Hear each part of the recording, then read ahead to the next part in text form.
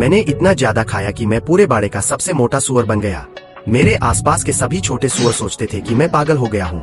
देखिए, आप जितने ज्यादा मोटे होते हैं, आपके काटे जाने की संभावना उतनी ही ज्यादा बढ़ जाती है, या इससे भी बुरा, आपको प्रजनन के लिए भेज दिया जाता है। यह किस्मत शायद मौत से भी ज्यादा बुरी है। हालांकि उन्हें यह नहीं पता था कि मैंने एक भक्षण विकास डिवाउरिंग एवोल्यूशन प्रणाली को जगा लिया था। सीधे शब्दों में कहें तो मेरे लिए मजबूत बनने का एकमात्र तरीका था लगातार अपना पेट भरते रहना। शुरू में फार्म का घटिया चारा खाना टूथपेस्ट निचोड़ने जैसा लगता था, धीमा और बेहद मुश्किल। लेकिन इसका एक फायदा था, सुरक्षा। कोई भी कभी यह शक नहीं करेगा कि एक सुअर जो खाने के अलावा कुछ नहीं करता, वह एक बेवकूफ पेटू के अलावा कुछ और भी हो सकता है। सिस्टम के निर्देशों के अनुसार एक पालतू सुअर का अधिकतम वजन 1000 जिन लगभग 500 किलोग्राम तक बढ़ सकता है। मुझे लगा था कि मैं बिना किसी रुकावट के अपना विकास पूरा कर लूंगा, लेकिन तभी 2 इंसानों के आने से मेरी योजनाओं में खलल पड़ गया। अरे कियांग जी, यह सुअर पागलों की तरह क्यों खा रहा है? अगर यह ऐसे ही खाता रहा तो यह वजन तौलने वाली मशीन ही तोड़ देगा। तुम्हें किस बात की चिंता है? बॉस वांग ने पहले ही सारी व्यवस्था कर दी है। 1 महीने बाद इसे कसाई खाने ले जाया जाएगा।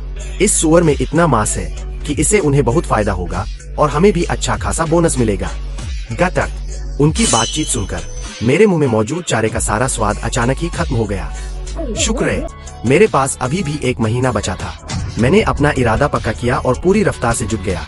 मैं एक मशीन की तरह खाता रहा ताकि वे मुझे घसीट कर ले जाने से पहले मैं अपना विकास पूरा कर सकूं।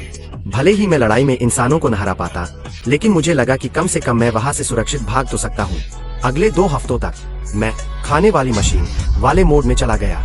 मैंने सिर्फ सामान्य चारा ही नहीं खाया, मैंने खेत के कोनों में ढेर सारी शकरकंद और कद्दू खा डाले, और यहाँ तक कि मजदूरों द्वारा कभी कभार गिराए गए उबले हुए बन भी झपट लिए। मैंने अपने पीछे कुछ भी नहीं छोड़ा, लेकिन असलियत ने मुझे जोर का झटका दिया। मैंने अपने सिस्टम इंटरफेस पर नजर डाली। वजन 520 जिन, शारीरिक बनावट 6, ताकत 12, फुर्ती 3।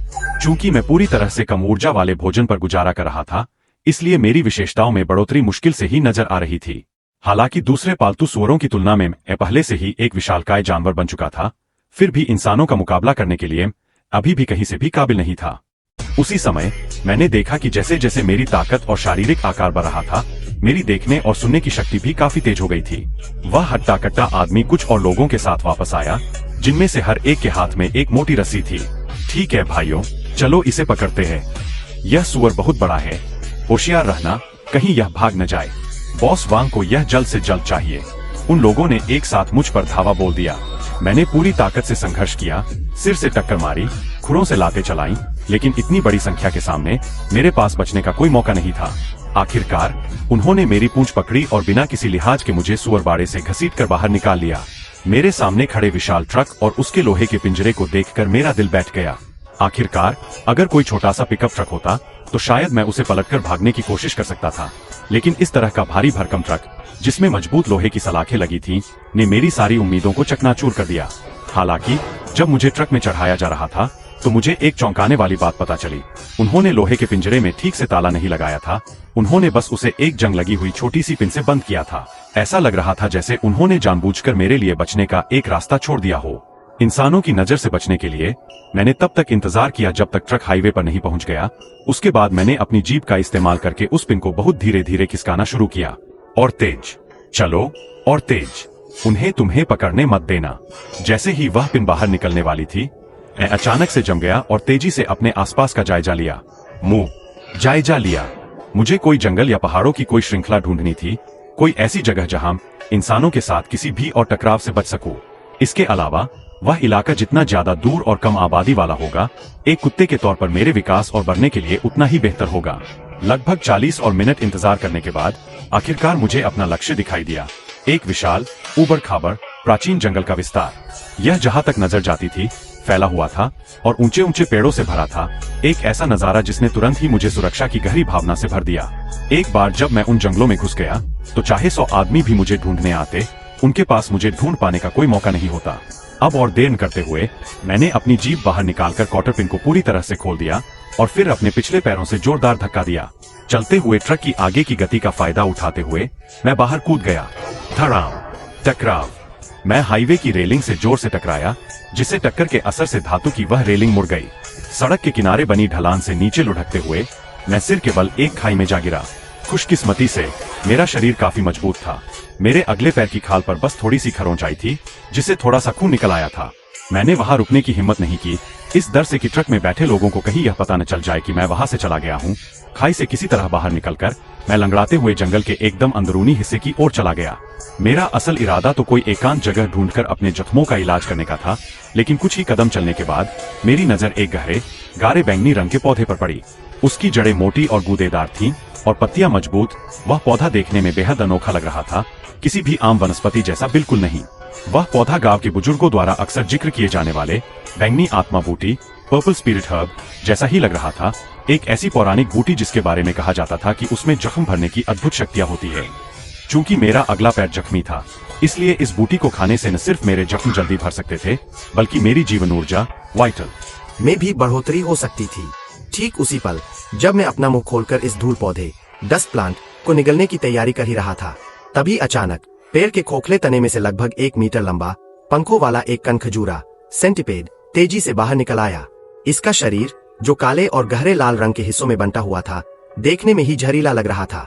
जैसे जैसे यह रेंगता हुआ आगे बढ़ रहा था, इसके कई पैरों से एक अजीब सी सरसराहट की आवाज आ रही थी।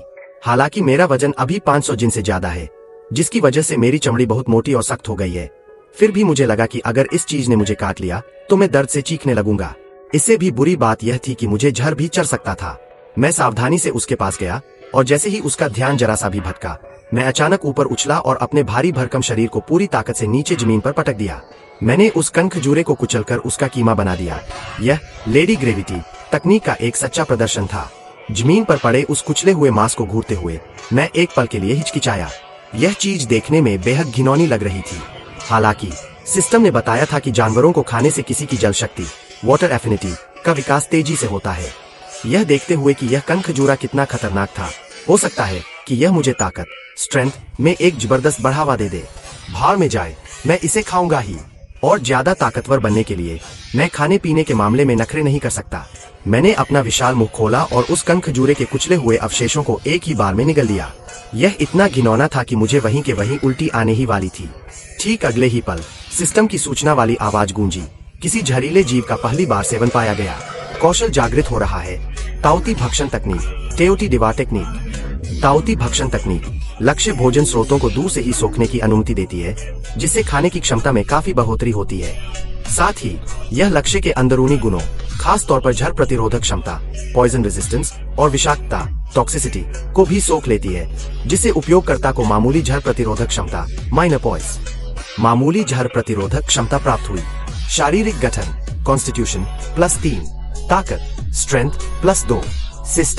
सिस्टम क्या मैं शुद्धिकरण, प्यूरिफिकेशन की प्रक्रिया से गुजरते हुए भी दूसरे कौशल जागृत कर सकता हूँ? सिस्टम का जवाब, मेजबान होस्ट हर शुद्धिकरण चक्र पूरा होने पर एक अनोखा जादू स्पेल जागृत कर सकता है।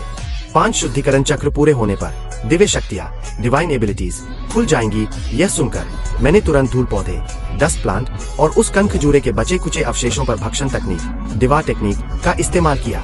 खाने की चीजें तुरंत हवा में ऊपर उठीं और सीधे मेरे मुंह में चली गईं। मेरे पूरे शरीर में तुरंत एक गर्म लहर दौड़ गई। मेरे आगे के पैरों के घावों का दर्द तुरंत बंद हो गया।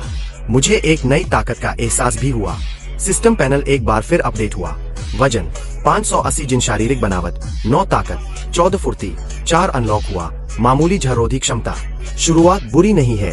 यह जंगल सचमुच मेरे लिए खजानों का भंडार है। हालांकि दोबारा सोचने पर इस पुराने जंगल के विशाल आकार को देखते हुए यह पक्का है कि यह शिकारी जानवरों से भरा होगा। मेरी मौजूदा ताकत के हिसाब से मैं शायद सिर्फ कनखजूरे और छोटे जंगली तीतर जैसी चीजों से ही निपट सकता हूँ। अगर मेरा सामना किसी काले भालू से हो गया, पूर्वोत्तर के 5 कस्बों के आसपास के जंगल की विशालता को देखते हुए, तो मैं शायद खुद ही उसके लिए एक मुफ्त का खाना बन जाऊंगा। जिंदा रहना सबसे जरूरी है। लेवल बढ़ाना और ज्यादा ताकतवर बनना ही असली ताकत पाने का एकमात्र सही रास्ता है।